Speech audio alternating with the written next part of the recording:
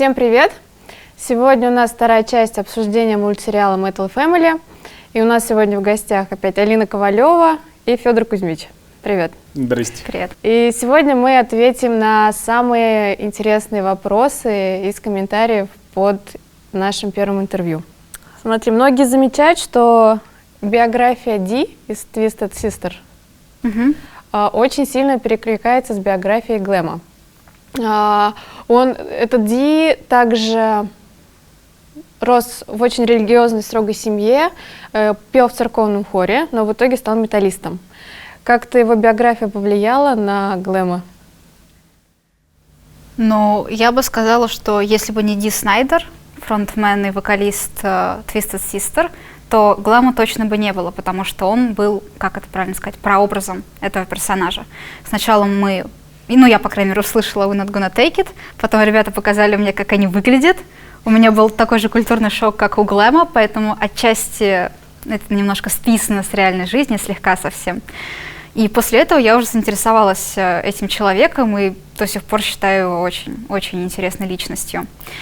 Так что, да, по сути, конечно, я бы не сказала, что это прям автобиографично, но, тем не менее, очень многие моменты взяты за основу, может быть, даже не намеренно. Тем более, что ты прочитала еще и книгу его. Да, «Воспитание», не знаю, как она по-русски произносится, но эта книга была адресована детям, подросткам.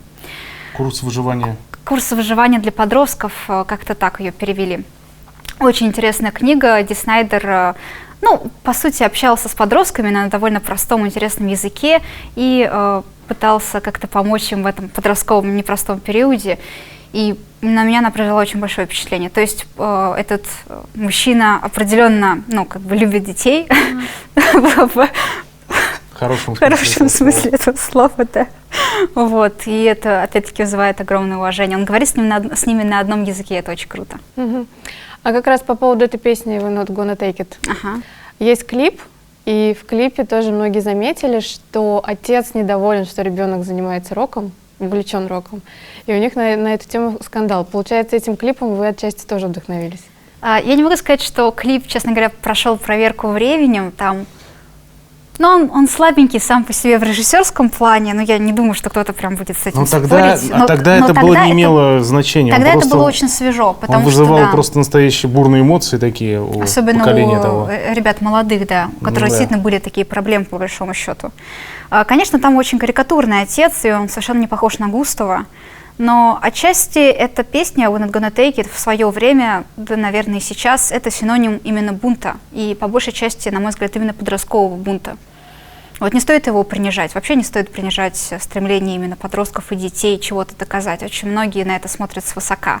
А эта песня, эта группа показала, что подростки такие же люди, и они достойны очень многого. Так что да, это некий гимн. И получается, поэтому, да, в 9 серии Чес в пластинке Баха передает ему эту песню. И Чес, он там удивляется, это случайно он все-таки ее дал? Так в 10 серии было сказано, что он напутал. Вообще мы долго думали, специально он засунул или нет. Я бы все-таки оставила этот вопрос витающим в воздухе. Ну да. Но Чес сказал так, и я там напутал. Да, но это Чес, он все что угодно, он там бабушек через дорогу каких-то переводит, кто его знает. Так что непонятно. Да. Там еще были, кстати, по поводу Чеса вопросы. Будет ли все-таки в следующих сериях сцена, где Чес действительно переводит бабушек через дорогу? Кто знает на самом деле, почему бы не сделать такой референс. Это деталь, которая не сильно-то влияет на сюжет, так да, что почему нет? Да, это просто можно так дань поклонникам. А с чем связана форма зданий в городе? Там почему они похожи на точилку, личинку от замка, крышку и так далее? По большому счету, они случайно похожи, совершенно случайно так вышло. Да. Такая архитектура, такой там архитектор попался, который начал так все делать. Да, на самом деле тут нету какого-то потаенного смысла. Нам просто нужно было, может быть, мы немножко жирно это сделали, но все-таки показать визуальное сходство этих зданий с теми предметами, которые коллекционирует Глэм. И немножечко все-таки сутрировали, чтобы зритель точно понимал, что он собирает именно это здание. Поэтому, да, мы намеренно сакцентировали на этом внимание. А никаких особенных потаенных смыслов тут нет. В каком городе происходит действие мультсериала это некая сборная солянка. Был ли какой-то прообраз этого города? Ну, на самом деле мы... Прообраза нет. Да, прообраза То есть это нет. собирательный образ какой-то в непонятный город, в непонятной стране. Мы Да. специально не... Акцентировали на это внимание, не уточняли, потому что, ну, это совершенно ни к чему. К тому же, к сожалению, очень многие люди могут из этого раздуть непонятную, да, разногласия политическую проблему, им Да. только повод дай. Скажешь в Америке, ой, а что это вы из России про Америку? Скажешь в России, о, Рашка, ну, не знаю, там, а почему не в Украине? Ну, в общем, начнется там вот Начнется это все. обязательно, А это да. настолько не важно, что мы решили просто объединить культуры, интересующие нас и, в принципе, которые подходят по тематике к этому сериалу. И, опять-таки, что город, что страна совершенно не имеет значения. В интервью, в своем другом интервью вы говорили, что фанаты Ди в нем разочаруются, потому что он вырастет мудаком. И пока будет Вики спасать котенка, он будет тем человеком, который его поджег. Ой, как хорошо, что ты задала этот вопрос. Очень сильно нас раздражает это заблуждение зрителей. Ничего страшного. Дело в том... Но я, да, Все нормально. Дело в том, что мы на этом интервью сказали, что Ди может стать причиной... Не может, а будет. Ну да. Именно причиной. горящего котенка. А очень многие зрители Уже восприняли утверждают. это, что он поджигает котят в свободное время. И вот таким образом они прям сделали его конкретным живодером. Да, Ди не самый там, ангелочек милый, но все-таки он не живодер, он не поджигает животных, ребят. Ну, как бы он может не Быть прийти... причиной Да. и поджечь — это разные вещи. Он не получает удовольствия от того, что кого-то подожгет или там будет смотреть, как кто-то корчится. Он даже смотреть не будет, он сам скорчится и отвернется. Ну, не Нет, потому что ему жалко, потому что, ну, фу, потому плоть что ему горит. неприятно Может, это запах смотреть. неприятный. Да. Но он может быть причиной. То есть он может провести какие-то эксперименты. И так скажем. пожертвовать котенком во имя чего-то там. Например, да. Но Не он- ради жестокости. Да, он не настолько жесток. Хотя он жесток, да. С точки зрения, если Обычного человека. обычного человека, да, он и умнее, и более жестокий. Но, например, он, если встанет вопрос, да, например, Хэви или Кудряш его, он даже глазом не моргнет, мне кажется. Если прям ты говоришь про убийство, Да. Если, как говорится, они будут на весах стоять. не, бу- ну, как бы, ну, это хэви, Ну это да. и так понятно, что это хэви. Ну, Ну да, каждый ну да. выбрал бы хэви. Не слишком неравноценный, знаешь, выбор. Ну, в общем, да. С точки зрения среднего Он человека, он циник, жестокий. он да. циник, но не живодер. но не маньяк, да. также зрители очень интересуются, могли ли садистские наклонности отца Глэма, отца Себастьяна, передаться Ди каким-то образом. Вполне возможно, на самом деле. Ди ведь действительно похож чем-то на На отца Густава. Глэма. На Густава, На да. Густава. На самом деле, очень интересная тема, в принципе, взаимодействия этих персонажей. Ее, к сожалению, уже точно не будет, потому что отец, собственно, Густав мертв. И он так и не познакомился со своим племянником, внуком, простите. Но если бы они были знакомы, это было бы очень интересное взаимодействие. Возможно, они бы нашли очень много тем общих. Да, Густав, например, он все-таки охотник, Ну, он Ну, увлекается охотой. увлекался, да, Ну. когда-то охотой. И это бы точно бы привлекло бы Ди. Да-да-да. А знают ли близкие о детстве Глэма? Потому что, судя по 10-й серии, Виктория не была в курсе, как он рос, какой прошел путь. Близкие именно семья Ну, его. семья, да. Дети и Виктория. Я думаю, что если Глэм и рассказывал, то очень вскользь, потому что это не тот человек, который... Виктория, я хочу поговорить о моем прошлом. Нет, ему как бы... у него Это нету... Виктории придется из него вытягивать информацию. Да. У него это тот человек, у которого нету потребности разговаривать об этом. Ему это уже неинтересно. Только Чес, по сути, прям вот знает эту историю. И то, скорее всего, Глэм опять-таки ему не особенно рассказывал. Чес просто довольно проницательный, и он сам сложил, так сказать, 2 Он плюс все, 2. он все понимает, но только зачем об этом кому-то рассказывать? Ну да, так что... А если будет рассказывать, то так, что никто не поймет. Да. Да, так что, по сути, никто особенно не в курсе. Мгм. А какой возраст у персонажей? Так, прям точных цифр мы сказать не можем, потому что можем Приблизительно. лохануться, да, вдруг мы будем Чес уточнять и в Глэм дальнейшем. приблизительный возраст на Ровесники. данный момент около 40. Да, именно Виктория в в настоящее районе время. 37 лет. Да, Ди у нас 15-16 и Хэви 13-14. да. Ну, а Мгм. А где они работают? Где работают Глэм и Виктория? Виктория, она в клубе в своем, в мотоклубе, может подрабатывать. Ну, так понял, что вроде в мастерской. Да, Виктория из тех людей, знаете, у которых нет официальной работы, но у которых всегда откуда-то есть деньги, ну, как бы это В сказать. общем, находит себе да, заработок. да. Глэм, мы долго об этом думали, спорили и пришли к выводу, что он работает. Ну, к чему-то мы не согласовались, ну. Ну, что он В музыкальной руководитель. сфере. Да, в музыкальной сфере работает. Он На что-то этом- вроде руководителя, да? Преподавателя, Руководитель ансамбля народного Что-то вроде танца. этого, да. Но он занимается, дает частные уроки, так сказать. Да, тоже. он при этом и работает преподавателем тоже. Да. Да. В общем, размыто, потому что мы, возможно, это будем уточнять во втором сезоне, но нам нужно самим договориться уже наконец. Мгм. Да, мы об этом часто Но определенно это разговариваем. музыкальная сфера. Да, И естественно, он, это музыкальная и сфера. помимо основной работы, он дает уроки еще частные. Но не просто в какой-нибудь школе там, а довольно таким обеспеченным ребятам, то есть, у которых, в принципе, невероятный талант, и то он с ними так тоже занимается, потому что, это же Глэм. Если человек вообще не умеет играть, он даже ни за какие деньги не согласится, он очень в этом деле, в этом смысле придирчивый. Ну, как можно уже заметить, было в 7 серии. Мгм.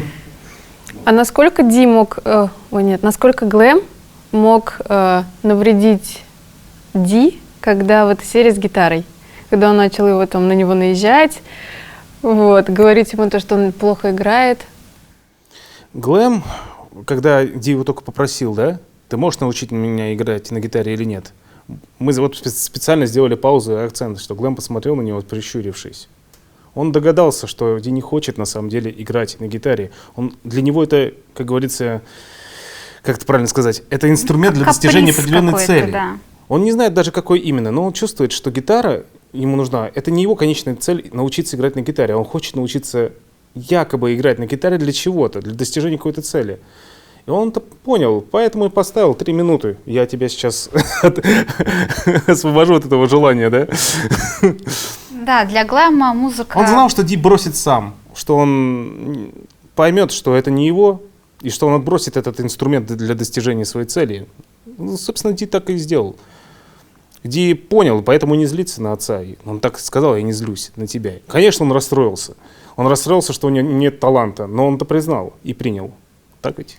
Да, я еще хотела сказать, что для Глэма все-таки, особенно после 9-10 серии, я надеюсь, это должно быть понятно, музыка — это поворотный момент в его жизни.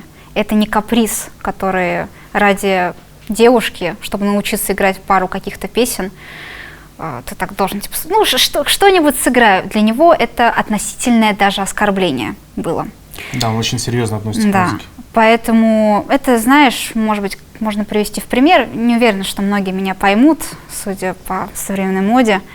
Знаешь, сейчас очень модно вот эти вот подкосухи, курточки такие черненькие.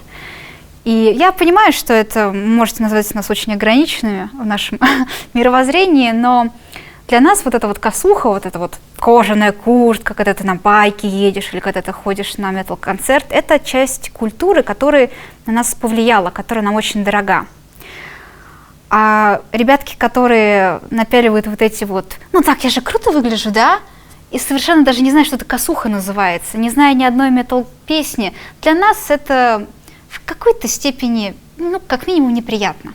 То есть это те моменты, те вещи, которые ты уделяешь большое внимание, которые на тебя повлияли, а другой человек относится к ним просто как к побрякушке.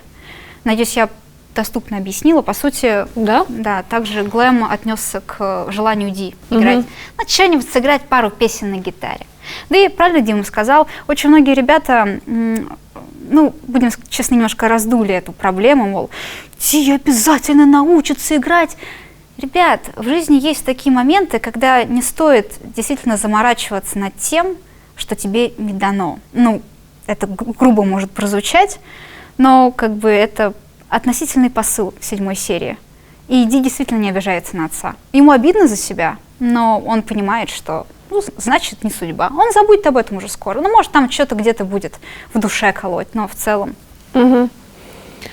Мне кажется, там большое тоже количество комментариев было Федору по поводу того, что ты сказал, ты ничем не гордишься. Все сразу такие, а как же бэт-металл? Как это ты им не гордишься? Тебе Ну-ка, стоит расскажи. пояснить формулировку того, чем ты вообще гордишься в своей жизни, а то люди неправильно поняли. Да ничем и не горжусь. Да. У нас самое первое интервью, которое было с Архибесом, тоже там спросили, назовите проект, которым мы гордимся. Я тогда сидел с бутылкой Хайнекен и сказал, что в таком состоянии гордыня отсутствует во мне. Я не гордый, я согласен на Хайнекен. То есть, ну, почему я должен этим гордиться? Я делаю то, что хочу, то, что мне нравится, то, что нам нравится, да? Я не считаю, что мы сделали что-то запредельно крутое. Нет, просто нам это нравится, да? Это самое главное. А сделал ли я что-то такое, да, что через 50 лет там, или через 100 лет будет пересматривать? Мне кажется, нет. Нет, конечно, кто-то будет пересматривать. Случайно. Да. Ну, когда сделаю что-нибудь действительно вроде Клауса какого-нибудь, да, тогда, да, может, я этим буду гордиться. А так, пока что, что я такого сделал-то? Ничего не делал. А расскажи тогда еще поподробнее о проекте «Архибес». Кто участники? Участник, что вы Женек делали? и я. На данный момент, вроде бы. Может быть, будет и больше народу. Не знаю. Но Bad Metal первый сделал, по сути, придумал Женек, нарисовал аниматик. Я там чуть-чуть подкорректировал этот аниматик, внес свои изменения, рисовали вместе. То же самое было со вторым Bad Metal. То же самое и с третьим. Только в третьем я там чуть меньше работал уже. Тяжелее всего шел третий Bad Metal, наверное. А так, вообще, Женек там как бы лидер, можно так сказать, этого проекта, а я ему помогал. Ну, там наши две рожи как раз на заставке, как правило, всегда. Кто знает, может быть, в будущем Архибес разрастется и будет больше рож. А как вы вообще в целом относитесь к фан-творчеству, посвященному Metal Family, и выделяете ли там какие-то работы среди них? Мы никого не выделяем, но относимся, так сказать, в основном с уважением. Пускай делают. Да. Мы не против. Они же не воруют у нас что-то. А что вы думаете о студии «Феникс»? Интересная студия. Ну, Я очень мало о них слышал, если честно. Я только слышал, что там мало денег платят. И все. Это все, что я о них слышал. А вы, наверное, слышали, что многие стали сравнивать их проект «Дух моей общаги» с Metal Family? И очень многие негативно от нем, конечно, отзываются. ладно. А зря. Короче, да, насчет студии «Феникс» и «Духа общаги». Я так поняла, что от студии «Феникс» был подвод, да, к «Духу общаги».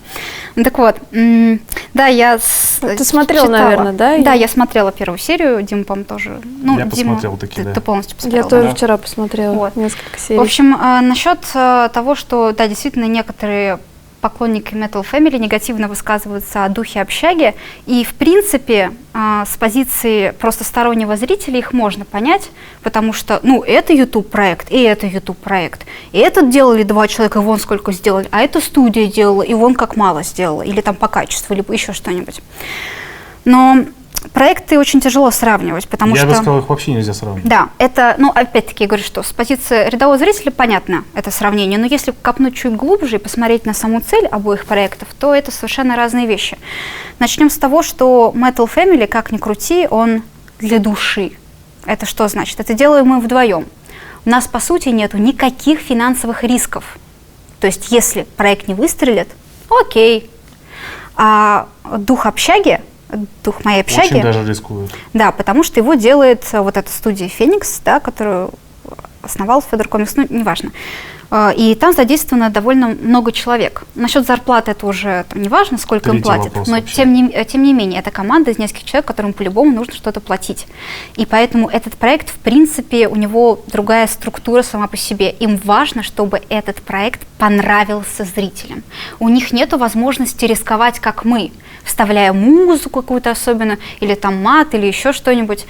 Они, по большому счету, наделили этот проект, может быть, немножко переборно, что не нравится аудитории, ну, Metal Family, так сказать, некоторыми моментами, которые очень откровенно рассчитаны на фандом. То есть два миленьких мальчика, да, которые вот сейчас шиперят девочки тоже. То есть это был намеренный ход. Какие-то там блогеры намеренно мелькают, чтобы можно хэштегнуть было их там в названии. Плюс ко всему Федор Комикс попросил блогеров, именно попросил сделать обзоры. А со стороны для рядового зрителя это выглядит так, как будто он пихает всем подряд свой мультик. Вот смотрите, какой гениальный.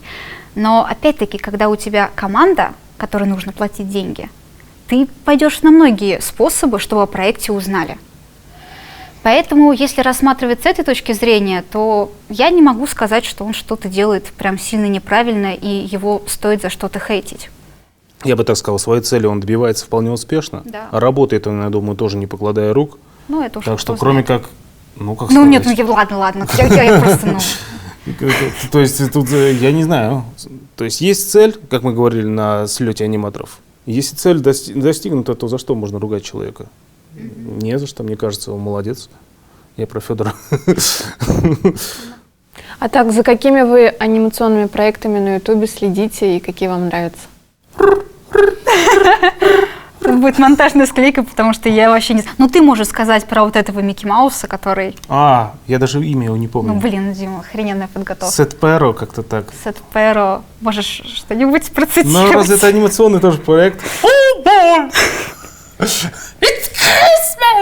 Я думаю, кто надо уже понял. Вот. Я даже не знаю особенных анимационных проектов, вот кроме разве что «Духа». Но просто в основном все прям анимационные проекты, именно анимация, не псевдоанимация, они там максимум по одной серии выпустили, но это рановато судить. Угу.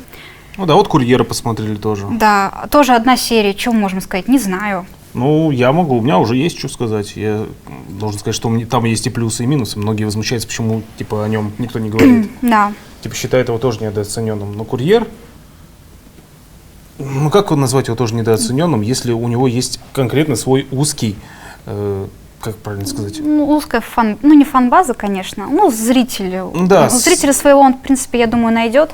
В том-то дело, что у него есть свои зрители, он не для широкой аудитории. Вообще сам не для по себе. широкой, да.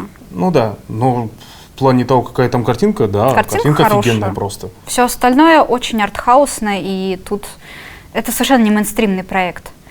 Вот, поэтому, не знаю, не могу ничего сказать насчет Нет, я буду только рад, если он еще Да, сильнее это будет расширится. очень интересно. Интересное явление, если я, он может быть, сможет. даже с удовольствием посмотрел бы вторую серию. А как вам «Отель Хазбин»? Мы его до конца досмотрели? Я досмотрел, да. Но если честно, что досматривал, что не досматривал. Ну, очень тоже интересное явление для интернета в целом. Однако я не могу сказать, что я буду ждать второй серии, честно скажу. Там довольно интересный дизайн персонажей. Это главный плюс. Да. Это то, чего просто не отнять. Вот дизайн персонажа просто на высшем уровне. Но, на мой взгляд, совершенно критично сочетается дизайн персонажей, фаны с невероятной детализацией. Пестро. Да. Это не прям комплимент сейчас был. Дело в том, что у них персонажи очень детализированные. Они теряются. Да. И на очень детализированном фоне. И они любители пустить еще 20 персонажей на заднем плане, чтобы они двигались тоже с какой-то невероятной детализацией. Из-за этого лично я банально не понимаю, что происходит в сцене. Допустим, там была такая сцена, где главный персонаж что-то там говорит: «Я завоюю весь мир», на заднем очень детализированный, очень активно двигается постоянно, у него доход мягких частей, то есть он не достаточно, что он повернулся, у него еще 3 года будет там ушки колыхаться, то есть зритель на этом тоже акцентирует внимание, по-любому, но визуально.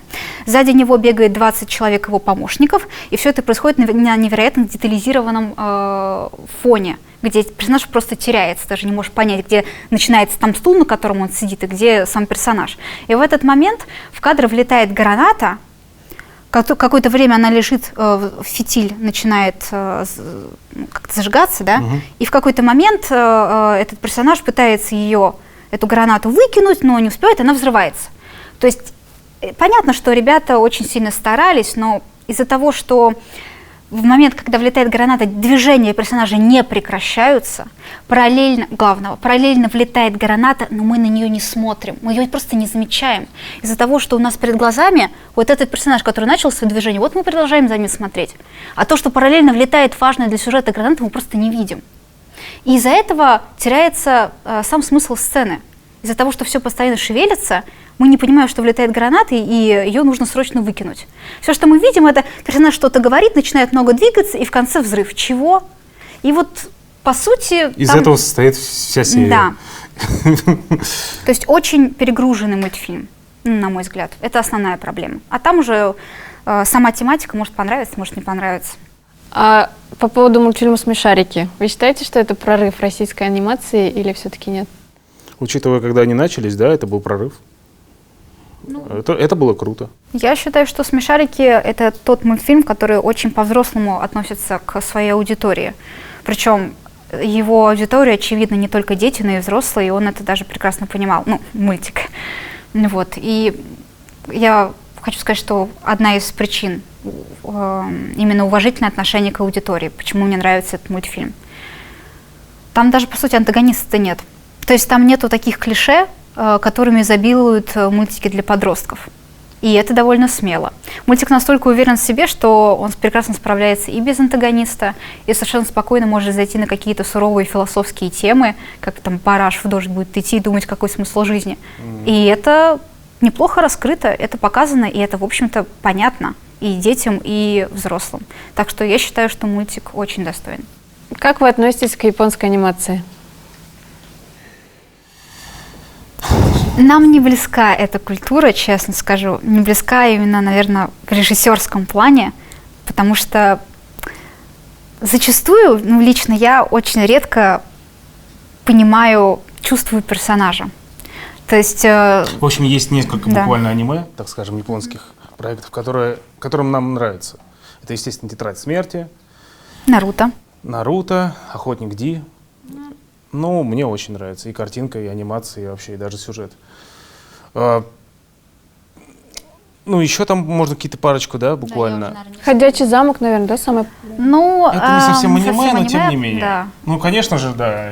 Нет, весь Миядзаки — это да, просто шедевр. Это классика уже, можно сказать. Просто, да, это невероятно. Да. А в основном из чего состоит аниме на 99%? Это очень своеобразные. Да, причем, когда нам не мы очень начинаем, то есть есть же, допустим, какой-нибудь проект, да, например, это «Атака титанов», да, или там еще какой-нибудь, то есть у них есть огромная там своя вот эта вот фан-база, да, Да. и ты подходишь, спрашиваешь какой-нибудь: слушай, а тебе вот нравится вот «Атака титанов»? Да, одно из моих любимых аниме. Я говорю: вот объясни, что тебе нравится там. Там такой сюжет, вот смотри, там вот это не вяжется. А там потом это раскрывается. Ну как не раскрывается, ты не можешь это так раскрыть. Ты особенно вот эти вот вещи, немножко японские, которые мы вообще не понимаем, не перевариваем. У нас сейчас точно яйца полетят, но это нельзя. Это про диалоги? Да. Тяжело. Ну, это, да, ну, мы это не перевариваем. То есть уходит там разведка, да, помнишь? Вот это? Мы уходим в разведку, типа, разведка возвращается. Можно я тебя прерву на секунду? Я просто хочу сказать, что вот насчет этой разведки, это не просто единожды она выходит, это чуть ли не сотни лет эти люди ходят там каждую, не знаю, неделю на разведку. И вдруг их возвращается меньше. Почему их меньше? На разведку, потому что там титаны ходят огромные, и все прекрасно понимают, что они идут смотреть, где там эти титаны, как бы к ним подойти. И, господи, какой кошмар! Ну, почему их так мало? Наверное, потому что остальные остались за костром Да, бухать. и просто японцы, они любят выкручивать эти моменты на максимум, и это не просто «Ой, что-то мало вернулось». Нет, это все... Почему их так мало? Это все замирают, все просто выходят. Да. Господи, кто-то умер. Особенно вот эта их логика японская. Она японская очень. То есть, ты куда это собрался? Я собираюсь в магазин! Неужели он хочет стать стражем Великой Стены? Чего? А как мы должны... Это все преподносится, знаете, вот этими, таким фоном, вот этой музыкой, та-та-та. Ну, это я немножечко утрирую. И когда ты спрашиваешь вот этих фанатов, типа, да. ты согласен с этим? Но у режиссеров не было времени, им надо было быстро делать. Поэтому они сделали такое говно. Ну, короче, это очень странно. Логика в большинстве японских мультфильмов, она очень странная. Да, моменты удивления, моменты гнева, они просто не обоснованы ничем практически. Но мы не можем следить за сюжетом, где мы совершенно не верим персонажу. И Так что, да, по большей части нам не очень Кабанеры вот нравится. эти вот это вообще. Да это ладно. Мастерить там 33 года оружие, которое будет на дальнем дистанции валить этих кабанов, чтобы стрелять из этого оружия в упор. Ну, это ладно, да, там мелочи уже идут. По поводу Рика и Морти, вы в предыдущих интервью своих тоже говорили, что оно вас сильно впечатлило. В свое время, да, это я, наверное, был очень под сильным впечатлением. Ну, мы оба. Да. А потом мы резко разочаровались. Да, в последнем Почему? сезоне мы настолько разочаровались, что вроде как вышли уже какие-то другие серии, но нам настолько неинтересно, что мы уже даже их и смотреть-то не будем. Именно последние серии вас Последний разочаровали? сезон, я бы сказала. Дело в том, что у нас сложилось такое впечатление, мы совершенно не знаем тамошнюю кухню, но такое чувство, что последний сезон снимали не создатели Рика и Морти, либо им настолько стало плевать, что они просто поручили сценарии людям, которые куда меньше чувствуют персонажей и имеют сценарный опыт, чем они сами.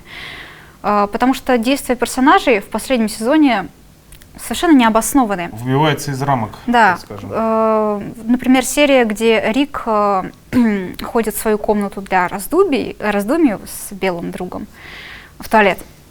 Да, и в какой-то момент там в этой комнате появляется какой-то инопланетянин, и Рик сначала с ним воюет, инопланетянин все пытается проникнуть в эту его комнату, он ему не позволяет, у них в этом плане конфликт, и в какой-то момент этот друг умирает. И Рик такой приходит и понимает, что ему так грустно, что теперь ему не с кем воевать. И это бы сработало в каком-нибудь другом мультике, но нам до этого, 3 сезона, показывали, кто такой Рик. Это циничный, не очень хороший человек, которого, особенно ты как бы к семье относится так, потому что семья, надо их защищать. И вот этот момент, что он грустно сидит и чуть ли не плачет, потому что этот чувак перестал его доставать в туалете. Рик кому-то проникся. Какая-то драма ради драмы. Я не верю. И абсолютно все серии в последнем сезоне, они не выдерживают никак характер персонажа. Вся фишка вообще вот таких вот персонажей, дело в том, что ты знаешь, чего от них можно ожидать. И когда они начинают делать не то, что ты ожидаешь, то ты тогда ожидаешь, что тебе пояснят, почему он так себя повел. Ну, и да. тогда происходит вот эта химия. И тебе, становится приятно. Но, например, действительно, Рик проникся. Но почему? Объясните. Здесь ничего, я не понял такого объяснения. Рик бы так себя не повел бы. Он бы скорее поржал бы над ним бы, и все. Тут два варианта. Либо люди, которые писали этот сценарий, вообще не особенно в курсе этого персонажа, как такового, либо это такое некое потакание аудитории. Но насчет потакания аудитории очень скользкая тема, потому что, допустим, на наших персонажах, если рассмотреть, да, Дишечку взять, то есть очень многим девочкам нравится Ди, и очень многие там фанфики пишут и прочее, что он такой, мол, вот девушка есть, которую он любит всем сердцем. И, конечно же, они, наверное, хотели бы увидеть это в мультике. Но на самом деле они не хотят. Мы знаем лучше. Они не хотят, потому что в этот момент этот персонаж перестанет быть Ди. Они влюбились именно в того Ди, такого высокомерного и циничного, каким он является в сериале. И даже как и в жизни нам иногда хочется, чтобы человек сделал какие-то более, может быть, нежные действия. Замечали, что когда человек начинает их делать, у тебя интерес к нему пропадает. Зачастую. Как-то азарт уходит куда-то, когда ты добиваешься кого-то или что-то в этом роде. Вот с персонажами похожая штука. Если сильно потакать запросом аудитории, то можно потерять персонажа. И в итоге никто не выиграет. А вообще мнение зрителей может как-то повлиять на ваш сценарий? Только или в мелочах. Или вы можете как-то, может, прочитаете чьи-то комментарии, можете чем-то вдохновиться? Кое-чем мы уже вдохновились. Да, например, благодаря некоторым, так скажем, у Ди кое-что появится, да? Да. Это в будущем Да. уже? Это пока секрет, да, я так понимаю? Это исключительно фанатовский дар. Да. В любом произведении торчат уши автора. Какие ваши привычки и характер повлияли на героев? Мы любим металл. Я думаю, это точно все поняли, В наверное. какой-то степени семья. Мгм. Интересная тема насчет мотоциклов, ведь у нас тоже есть моты, но дело в том, что мы их приобрели только после того, как сделали клип Story and Over. До На этого... самом деле во время. Ну, да. Мы даже потом себя там прорисовали. Да, до этого у нас даже не было мыслей. Ну, точнее, были такие мечты, что ой, классно, мы бы на байках. Но потом мы такие посмотрели на Викторию, которую сами придумали, и подумали, блин, ну, лично я, а чем я хуже? Может быть, я тоже смогу? И, короче, да. Вообще, на самом деле, наверное, в какой-то степени лично для меня эти персонажи в некоторых аспектах, ну, не пример для подражания, а то, кем бы, не то чтобы я хотела быть, но какими качествами я бы хотела, может быть, обладать.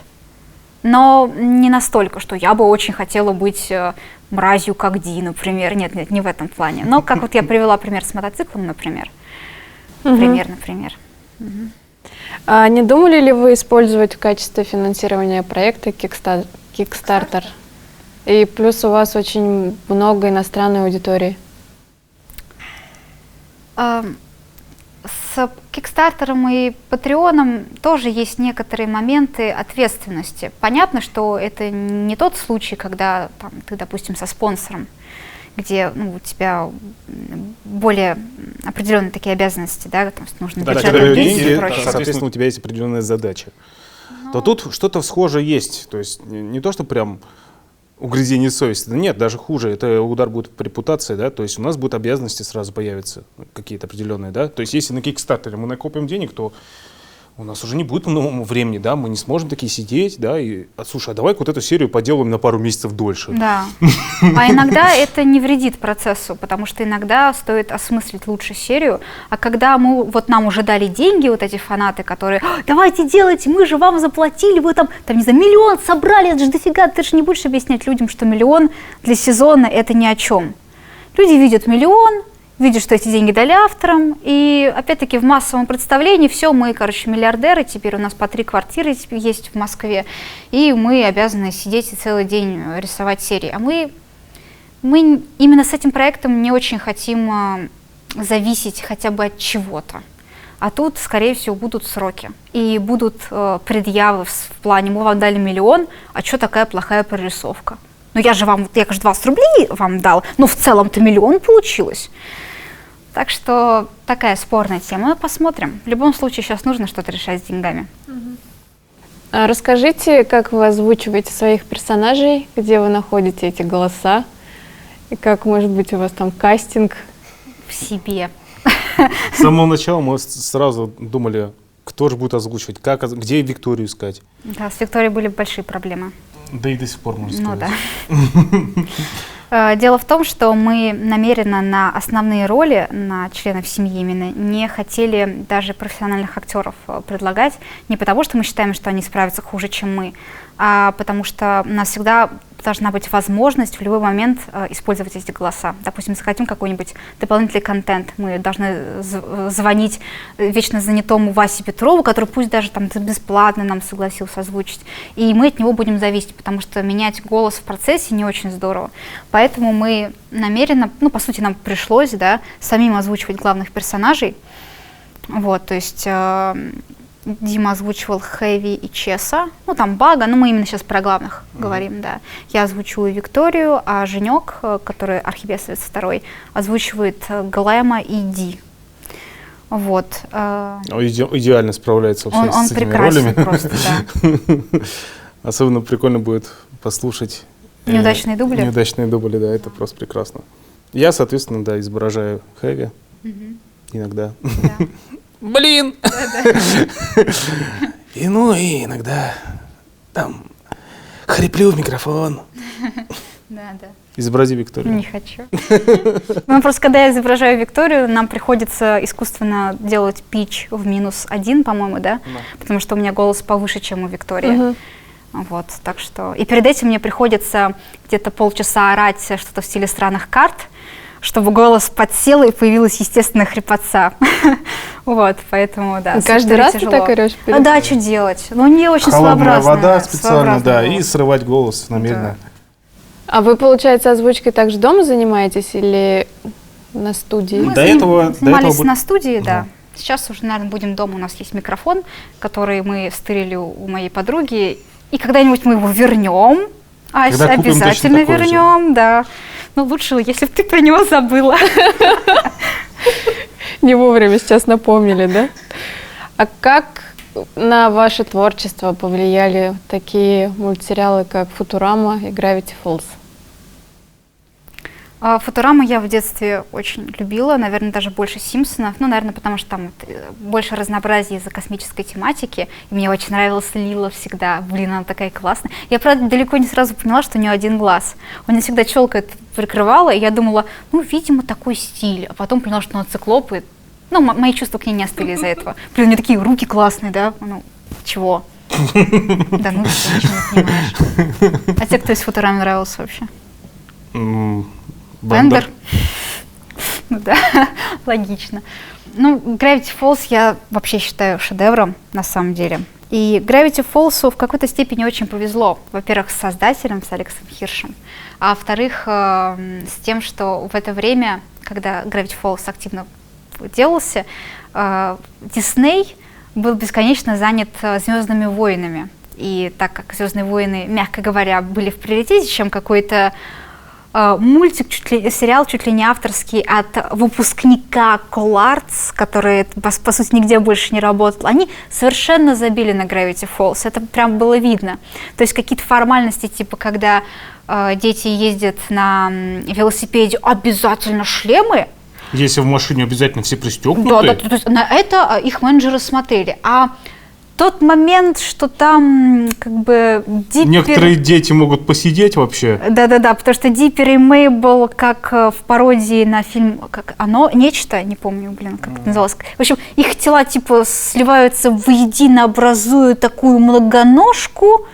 Это ладно, это мы пропускаем. Топор в бок воткнуть. Да-да-да. Или момент, когда Билл Сайфер щелкнул пальцами, и у одного из персонажей просто части лица поменялись местами. То есть вместо рта у него было ухо, вместо глаз у него было два рта. И это не просто такая смешной гэг. Он орал, мучился прям конкретно из-за этого. Тянул руку к своей семье, а его семья в страхе убегала. Знаете, это такой нормальный хоррор вообще-то для детского мультика. Мне больше всего нравится копилка. Вот это. Да-да-да. Ну это ладно. Потекло там это черное что-то из глаз. Ну, а если уж говорить серьезно именно о моменте вдохновения, я считаю, что Алекс Хирш — это один из немногих создателей совершенно честный по отношению к себе и к своей аудитории. Да. Вот расскажи вот эту историю насчет денег тоже. Помнишь, когда он выкупил, ну не выкупил права, но все права принадлежат Алексу Хиршу? Да. Дело в том, что он закончил, как он сам рассказывал, это...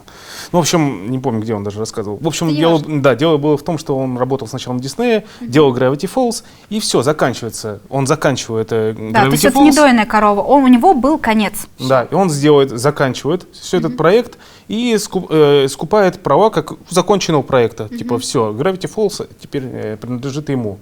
И он имеет право, то есть... Только он имеет право его продолжать. Да. Именно на таких условиях он заканчивает. То есть, а Дисней забили. Да. А потом смотрит такой, что это рейтинги? Так выросли. Это на что? На Gravity Falls? А что это? А что он дальше не идет? А все, его закончили. Так, продолжать. Давайте продолжать. Алекс Хирш, давай продолжай делать. А я не буду. Что значит ты не будешь? Так, хорошо, нафиг этого Алекса Хирша. Наймем другого режиссера. Мы не можем нанять. Почему? Все права у Алекса. Какой Дисней. И на самом деле это же очень крутая история. То есть в нашем мире, где абсолютно все подчиняется деньгам, где успех человека оценивается только тем, сколько денег он заработал, сколько квартир он купил, все-таки есть люди, которые... Он же скупил эти права не для того, чтобы потом задорого продать Диснею. Он скупил, чтобы никто не продолжал. Чтобы никто не испортил его историю, потому что настолько была ему дорогая, это чувствуется. Это просто обычный чувак, которому получилось реализовать вот именно вот эти свои какие-то детские теплые воспоминания, потому что абсолютно весь сериал пропитан вот этой вот детским восторгом, который именно в этом возрасте мы испытываем.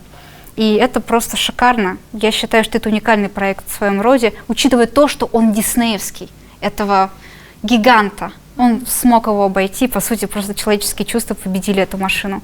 И я думаю, Gravity Falls очень не скоро забудется, и лично меня он произвел огромное впечатление. А помимо мультипликации, интересуетесь ли вы фильмами, смотрите их? И что вам нравится из последнего? Мы ходим часто на всякие фильмы. Да, и еще мы дикие зануды, на самом деле. Главный зануда я. У меня есть свой, как я его называю, термометр. То есть, ну, можно, конечно, дать какому-то фильму 10 из 10, да? Но это прям должен быть Клаус. У И меня- то он у тебя не 10. У меня он 9 взял из 10. Клаус? Да. Но это мультик, конечно, но не Это важно. мультик. поняла. Если говорить о фильмах, то у меня чаще всего 3, 4 из 10 из всех современных фильмов, что Сколько выходит. там Джокер у тебя? Минус? Нет, не минус. У меня он, кажется, то ли 2, то ли 3 из Ну 10. да, хреновый фильм. Вывод, да? Да-да-да. Не, ну а действительно, какие... Нет, если есть у фильма своя задача, да, то зачем придираться, если он эту задачу Нет, выполняет? мы- Вот мы посмотрели фильм, вторая часть Зомбиленда. Да. Там много косяков в этом Ой, фильме. бесконечно. Очень много. Но фильм справляется со своей задачей. Ты его смотришь, и тебе смешно, развлекаешься. Так что он взял у меня где-то 7 даже из 10, да? Ну да. То Ну, есть «Зеленая книга» последний фильм, «Зеленая который книга» мне прям потрясающий, огромное да. впечатление произвел. 3 билборда на границе Да-да-да. там какого-то там штата. Да, даже не хочу вспоминать. Что сложное. Да, тоже хороший фильм. В общем, мы любим фильмы, но наши друзья никогда не ждут от нас положительной рецензии, потому что мы вот начинаем докапываться. Вот, например, это не фильм, конечно, но тот же «Джокер» нам совершенно не понравился, и тоже все, как так? Да, не будем обсуждать эту тему. Тот же, вот если по мультикам говорить, «Аватар. Легенда об Аанге». Мгм. Все просто кипятком исходят.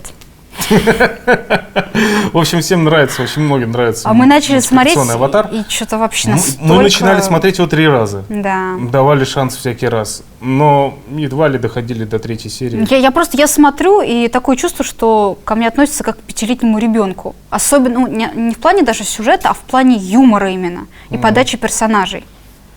Я не смогла. Так же, как я не смогла смотреть, как вот там, цельнометаллический алхимик, или да, как вот да, там. да, да. Тоже все прям с ума сходят по нему. А я не верю этому Мы тоже персонажу. давали ему не раз. Я ему раз 100 давала, потому что, 2 брата. Тема очень интересная, сама концепция очень интересная, но настолько детское отношение к зрителю. Я понимаю, можно сказать, что типа, это для детей делали. Но знаете, Наруто тоже на детскую аудиторию рассчитан. My Little Pony на девочек вообще маленьких рассчитано. но- Зато он уделывает просто всех. Основная аудитория — это бородатые мужики за 30. Да, My Мне Little Pony — это шикарная вещь. Мне конечно, понравилось, как они поразительно. устроили там в Москве. Будет сходняк, типа Да-да. My Little Pony. Устроили сайт такой Да, розовенький, розовенький такой, замечательный. Там будет, спальня для полторша, будет там то-то, там будет такое-то чаепитие там такое. И там кто-то там, можно было чат, и там кто-то написал: вы соображаете, кто туда придет? Да. Ну что, Васян, давай рыбалку, потом перенесем. Там вот комната Флаттершай. Да. Ну и саму мультипликацию, наверное, вам сложно, да, смотреть, поскольку вы сами этим занимаетесь и видите кучу нюансов. Мы, например, не очень придирчивы в техническом плане, если честно. Нам больше вот в плане сюжета и выдержанности персонажей. Да, До этого мы персонажи для нас, докапываемся. наверное, самое главное. Да, вот, например, недавно был Onward мультик. Какое удовольствие от него получила? Вот давно я не получала такое удовольствие. Да, концепция не дожата. Можно было бы очень интересно представить мир, который вроде как может в магию, но полностью от нее отказался. Какой простор вообще, чтобы развернуться, да? Почему отказались от магии? Что нужно сделать, чтобы эта магия получилась? То есть, там это очень поверхностно сделано, видно, что это просто, вкинули эту фишку. Главное, чтобы раскрыть там конфликт персонажей. В этом мире он, примерно такой. Как-то так это выглядело. Но там такая офигенная химия между братьями, Да. что я прощаю абсолютно все. Непродуманность мира я прощаю, мне плевать. Там очень круто именно вот эта связь между братьями сделана. Очень хорошо чувствуются персонажи, и видно, что это не просто сценарий и вот 2 персонажа, а люди, создатели, серьезно задумывались над тем, чтобы поступки каждого персонажа были логичны для самого персонажа. И поэтому ты веришь всему, ты сопереживаешь ему. Мне кажется, к сожалению, в нашей индустрии это просто вообще не развито. К сожалению, наверное, это прям чуть ли не чистая правда. Ну, по крайней мере, на тех проектах, которые я работала, речь о том, чтобы, допустим, один человек ввел персонажа, чтобы его характер был выдержан, вообще нет. Ну, эта девочка у нас там, ну, ей 16 лет, она капризная. Окей. А какие будут анимационные референсы для ее анимации? Ведь в хороших мультфильмах типа «Онварда» там каждый персонаж по-разному на стул садится, и тебе по шапке надают, если какой-нибудь, допустим, персонаж грузный и ленивый подскочит легко и сядет на стул, ты скажешь, это не в образе. А у нас такого нет. У нас вот 16-летняя девочка, ну, как-то там она садится, сделай что-нибудь. У нас совершенно этого нет. У нас никто не уделяет характеру персонажа внимания. Это может вытащить целый мультик. Ну, да. Блин. А еще у нас, в принципе, как говорится, всем друг друга стрелки перекидывают. Да. Вот это вот наше очень... Я не смог ее посадить так, потому что... Риггер. Риггер, да. Да. Скажи, почему ты сделал такой риг? Ну, моделлер, простите. Моделлер почему? Ну, знаете, это концепт художника такой, да. Концепт художника, почему так? А мне вот так сказал делать режиссер. Режиссер, почему ты так сказал? Ну, я не знаю, я посмотрел раскадровку, и в Слушайте, раскадровке было продюсер. так. Это все продюсер. Ну, что я могу поделать? Продюсер. Ну, то есть вот так вот у нас. Обычно на продюсера, да, всегда все сваливают. Ну, да. Ну, вот так, за глаза, конечно. Спаси Господь, что не сказать. Занимательно, я всегда вот говорил о том, что очень интересная вот просто деталь. Если на каком-нибудь американском фильме, да, мультике, да, написано директор, то есть режиссер, вот этот вот. И, допустим, фильм выстреливает, и он получается хорошим, собирает большие рейтинги, все говорят, кто молодец? Режиссер молодец. Если фильм плохо выстрелил, если фильм, ну, грубо говоря, просто не собрал кассу, так скажем, да, кто плохо сделал? Режиссер плохо сделал. У нас вообще по-другому работает. Если фильм выстрелил, ну, актеры молодцы, это раз, а во-вторых, режиссер молодец. Фильм плохо выстрелил, все такие сразу, это он! Кто угодно виноват, только не я. Компания ни к чему, просто Да, ни к нам бы чему рукам была, били, да. нам бы сроки сжали, нам вообще. это Ну, в не общем, мы. да. Спасибо вам большое за интервью. Тебе спасибо. Желаю вам творческих успехов над созданием последующих сезонов Metal Family. Ах, И да. ждем вас в гости перед выходом второго сезона. Непременно. Все, всем пока. Пока.